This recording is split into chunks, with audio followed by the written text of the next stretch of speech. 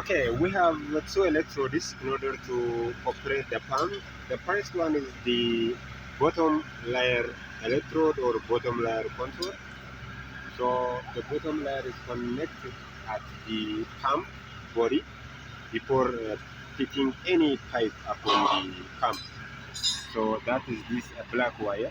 This black wire is connected with the so-called the, the bottom layer electrode in order to stop the pump.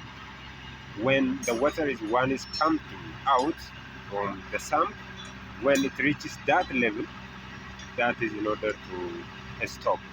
That protects the pump just running from drain.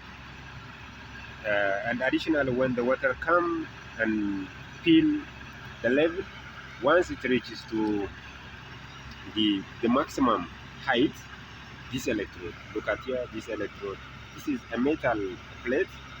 So this electrode is in order to start the pump. So this one is in order to stop.